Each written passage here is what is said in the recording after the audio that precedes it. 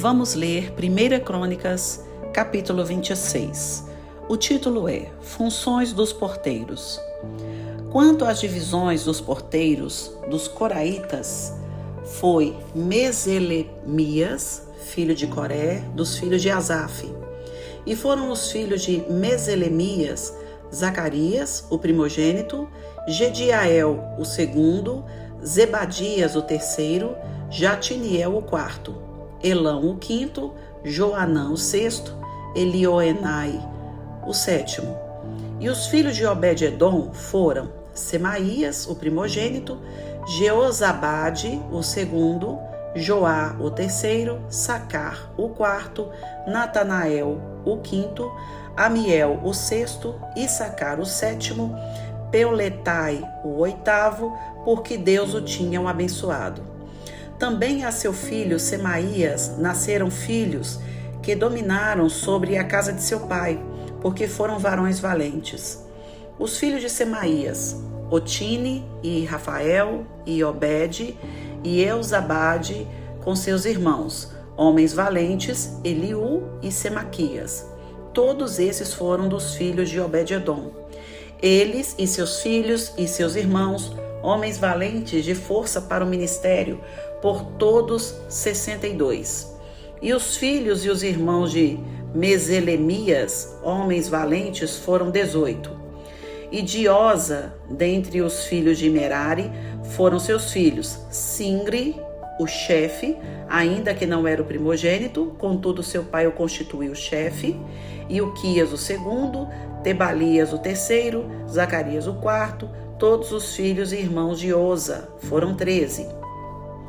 Destes se fizeram as turmas dos porteiros entre os chefes dos homens da guarda, igualmente com seus irmãos, para ministrarem na casa do Senhor. E lançaram sorte, assim os pequenos como os grandes, segundo as casas de seus pais, para cada porta. E caiu a sorte do oriente a Selemias, e lançou-se a sorte por seu filho Zacarias, conselheiro prudente, e saiu-lhe a sorte do norte. E a Obed-edom, a do sul, e a seus filhos a casa das tesourarias. A Supim e Oza, a do ocidente, com a porta Salequete, junto ao caminho da subida, uma guarda defronte de outra guarda. Ao oriente estavam 6 levitas, ao norte 4 por dia, ao sul 4 por dia, porém as tesourarias de 2 em 2. Em Parbar, o ocidente, 4 junto ao caminho, 2 junto a Parbar. Estas são as turmas dos porteiros dentre os filhos dos coraitas e dentre os filhos de Merari. Os guardas dos tesouros. E quanto aos levitas, Aías tinha cargo dos tesouros da casa de Deus e dos tesouros das coisas sagradas. Quanto aos filhos de Ladã, Gersonita foi chefe dos pais Jeieli, dos filhos de Jeieli, Zetã e Joel, seu irmão. Estes tinham cargo dos tesouros da casa do Senhor. Dos Anramitas, dos Izaritas e dos Hebronitas, dos Ozielitas. Sebuel, filho de Gerson, o filho de Moisés, era o maioral dos tesouros. E seus irmãos foram da banda de Eliezer, Reabes, seu filho, e Isaías, seu filho, e Jorão, seu filho, e Zicre, seu filho, e Selomite, seu filho. Este Selomite e seus irmãos tinham cargo de todos os tesouros das coisas sagradas que o rei Davi e os chefes dos pais, capitães de milhares e de centenas e capitães do exército tinham consagrado. Dos despojos das guerras, as consagraram para repararem a casa do Senhor, como também tudo quanto tinha consagrado Samuel, o vidente, e Saul, filho de Quis, e Abner, filho de Ner, e Joabe, filho de Zeruia, tudo quanto qualquer tinha consagrado estava debaixo da mão de Selomite e seus irmãos. Os oficiais e os juízes.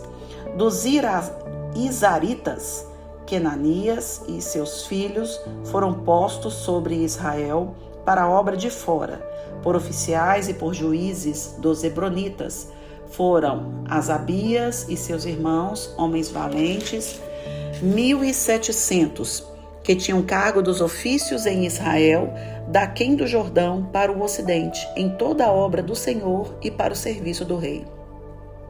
Dos Hebronitas era Jerias, o chefe dos Hebronitas, de suas gerações, entre os pais, no ano 40 do reino de Davi. Se buscaram e acharam entre eles varões valentes em Jazer de Gileade, e seus irmãos, homens valentes, 2.700 chefes dos pais, e o rei Davi os constituiu sobre os Rubenitas e os Gaditas e a meia tribo de Manassés para todos os negócios de Deus e para todos os negócios do rei. Fim do capítulo 26. Este capítulo nos mostra uma responsabilidade muito grande que foi entregue aos porteiros e até mesmo aqueles que guardaram o tesouro. Estes que guardavam os portões, né, do templo, eles eram homens guerreiros, homens valentes.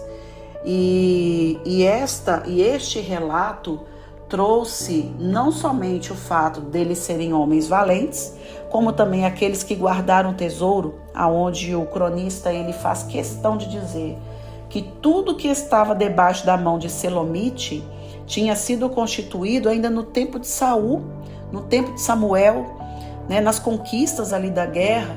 Então era um tesouro grandíssimo, não é verdade? Era algo grandíssimo, além das ofertas que o povo trazia no tabernáculo do Senhor. E debaixo das mãos de Selomite e de seus irmãos estava ali a tesouraria da casa do Senhor. Ou seja, eram homens de responsabilidade muito grande, homens que se colocaram diante não somente de questões humanas, mas de questões celestiais, de questões espirituais, porque tratava-se de um coração fiel, né, de uma responsabilidade muito grande. Então, este capítulo, ele mostra, somente para lembrar os irmãos que está acompanhando a leitura da Bíblia comigo, Crônicas, ela foi escrita para que as pessoas que estavam retornando da Babilônia pudessem conhecer a história do povo de Israel antes de serem exilados. Porque a maioria das pessoas que estavam retornando eram pessoas que haviam nascido no exílio, no exílio, né? Eram pessoas que haviam nascido no exílio. Então, talvez houvesse a perda da identidade, da história daquelas pessoas. E por isso, o cronista ele traz toda a história, né? Tudo aquilo que havia acontecido, iniciando ali com o reinado, iniciando ali com os reis, né, e toda a sua façanha, tudo aquilo que havia acontecido, principalmente no reinado de Davi.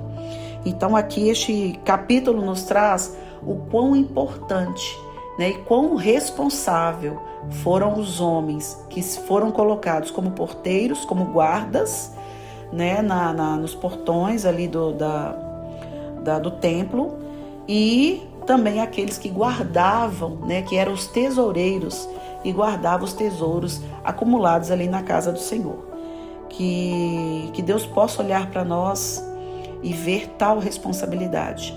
Não somente a responsabilidade do cuidado da casa de Deus, porque nós devemos sim cuidar da casa do Senhor, talvez até melhor do que a nossa casa, não é verdade? Até melhor do que a nossa casa. Claro, Deus não habita em tijolos. Deus, no entanto, que a Bíblia fala que Deus ele é tão grandioso que nem o universo, né, nem os céus pode conter a sua grandiosidade. Mas quando se trata da representação de Deus nesta terra, nós temos sim que ter um zelo, um carinho especial, não é verdade? Ter um cuidado. E a casa do Senhor, aonde nós chegamos, nós sentirmos aquela presença maravilhosa de Deus e principalmente a honra que nós entregamos a Ele.